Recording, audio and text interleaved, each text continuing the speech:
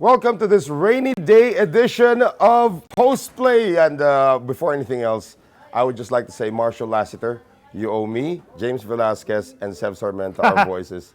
After what happened last night, congratulations, San Miguel, but you just screwed up 3 broadcasters last night. So congratulations, San Miguel, winning over Star, taking a 2-1 lead in that series. And that was a pretty sick play. Look at it on Sports 5 to see exactly what Marshall Lassiter did to us broadcasters. And for some reason, on this show, my co-hosts seem to be shrinking. Don Aliado and Ali Peak are indisposed for this one. You can blame the rains outside for causing a lot of havoc. I have with me, right here to my left, would be Aldo Aviñante, one of our source people when it comes to sports. And of course, the Chuck Araneta. I like this seat. I like this Don. That's the Don Aliado spot. I know. Yeah, that's the Don Aliado I gotta spot. keep up the swag level kasi dito nakaupo si Don. Pwede na tayo mag-Tagalog pala. A little bit. But pwede na pala tayo mag-Tagalog ngayon. konting-konti lang naman. Relax ka bigla. Be 6'6" though. I know. That's why if I sit down here, feeling ko I look taller. Pag tumayo na ako, iba na usapan.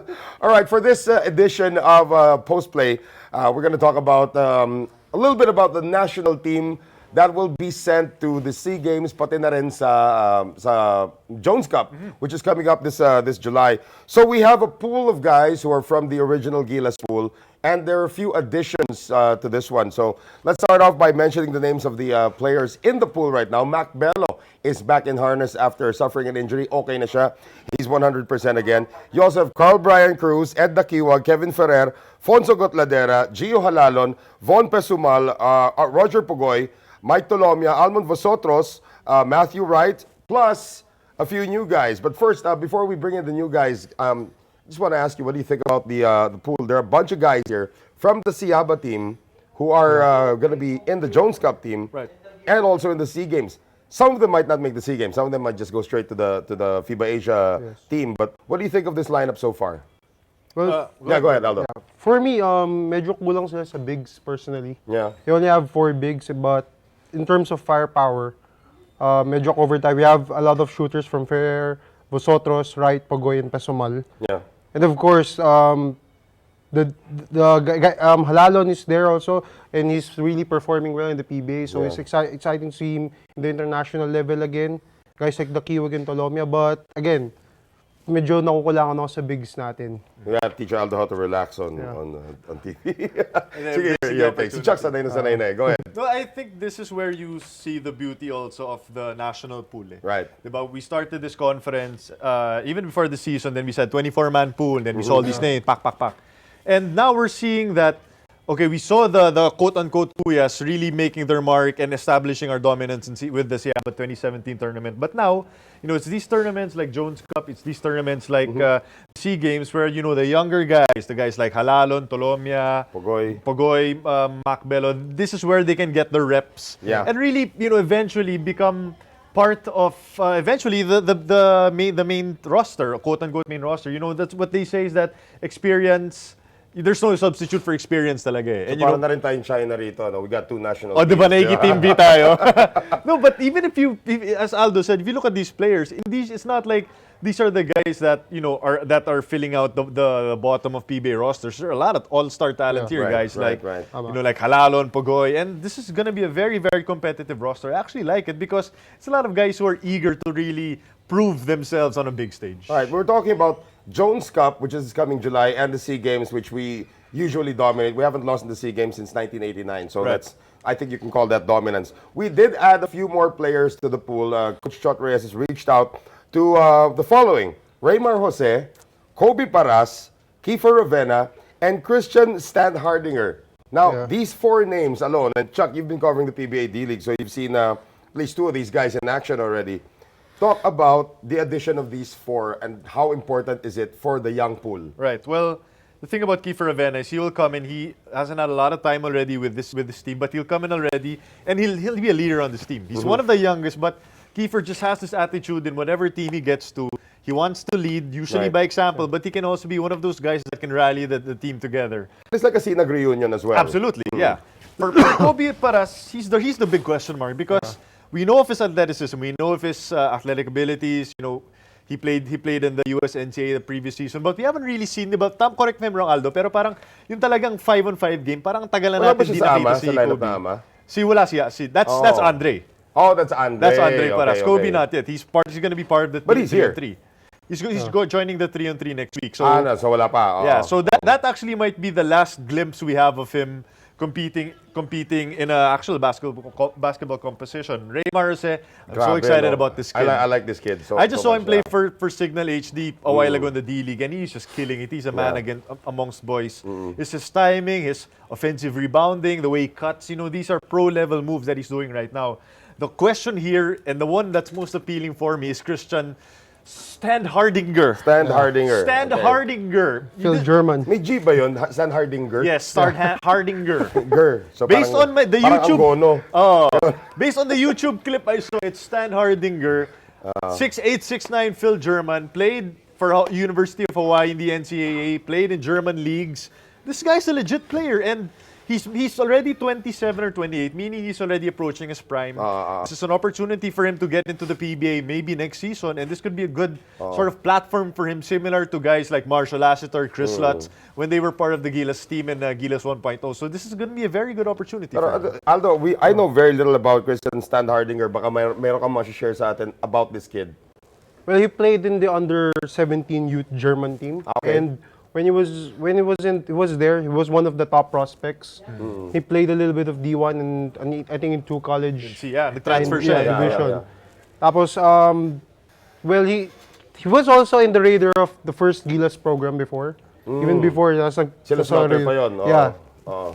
For some reason, he wasn't able to come here. Pero yun naman, I think it's high time that we see what's his What is what he game can by? bring. Is he a center? Is he a power forward? What's his natural position? He's a wing, but he's the biggest guy listed here, 6'8". 6'8" nga. So he'll have to adjust because, I mean, he can be a stretch for you if he wants to, but he's a wing with sa Yeah. mga nababasa He's natin. more of a kumaga top of the key drive and more than a back to the basket guy, similar to whatever like Junmar Fard. Hindi siya ganyan. They might be the same height, but he's a bit more athletic. Okay. He has also ability to finish despite contact. So he's a nice piece to have, and it's perfect Yeah. for the system of Coach Chot Reyes. Okay, now, there'll be, how will they fare in the Jones Cup? Tandaan natin, we are the defending champion of the Jones Cup after we sent Team USA last year. But now, it's all...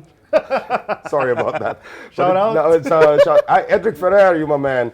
I still remember that Yeah. game. Oh, wow. The Edric Yeah, Ferrer diba? game. Edric Ferrer. Man, at 40, you can still kill it. Sent all of the 90s UP alumni into a frenzy. 90s Me and alumni. Sid Ventura are not 90s alumni, but we still love Edric Ferrer.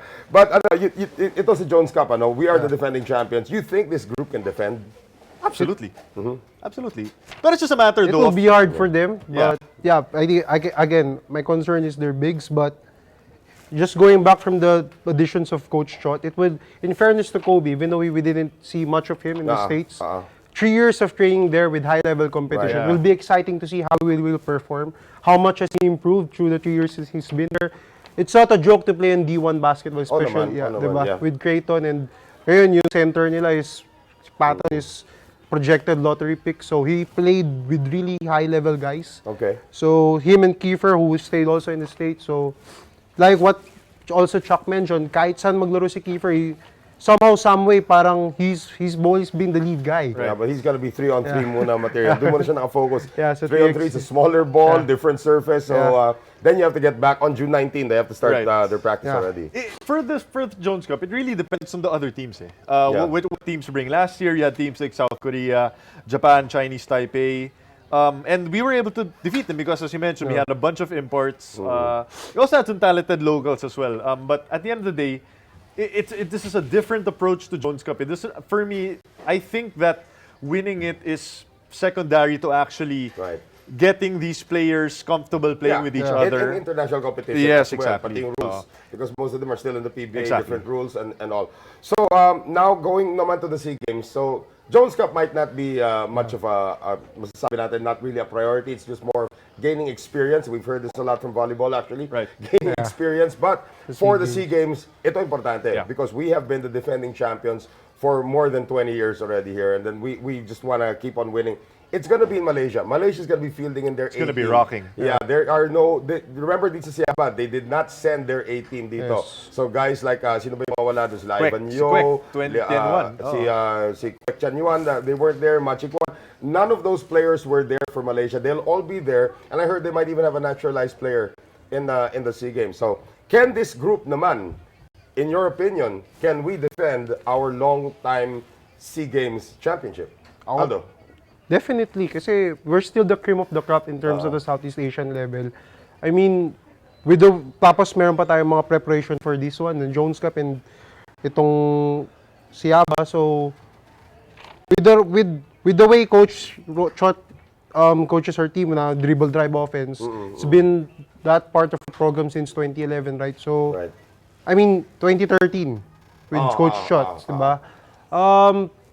Talent-wise, even the cohesiveness, tayo pa rin kasi it's still the same core. Yeah. Right. Yung cadets team natin, parehas pa rin. So, it's our champion. And most of them were yeah, Sinag yeah. members already anyway. Yes. So Sinag alone. It's still our championship to lose. So this is the lineup we sent 2015. I think Kiefer, Troy, Rosario, Scotty Thompson, Basera Mer, Glenn Cobuntin, Vosotros, Norbert Torres, Marcus Douthit, Mac Bello, and Halalon, Ferrer, and Prince Rivero. And you know, on paper, this team should. Okay. Yeah, this looks better than that. Yeah, this team should, even though there's a Marcus Douthit in that previous team, but Marcus Douthit was already on his last legs in that tournament. If you look at this team should be much better than the previous team. Yeah. A lot of those guys there with a lot more experience. The question is, were countries able to advance in terms of their basketball skills? What do you think? We've seen a lot of ASEAN Basketball League action over the past season, at least, past couple of seasons. Singapore's improved, for sure.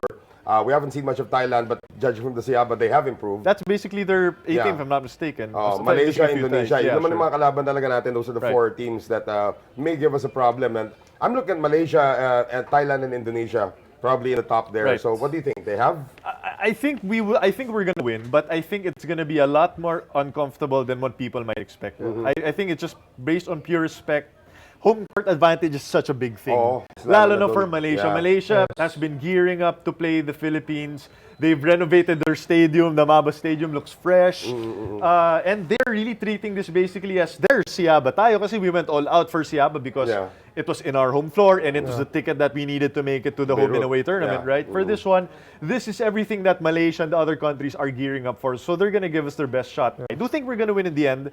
But with this young squad, plus, a lot of veterans on the other countries, this might make things a little bit more comfortable than we might expect. Okay, final few questions, guys. This is very, very interesting. I wish I could have the both of you here. I'm not knocking on Ali and Don on that, but I wish I could have the both of you here.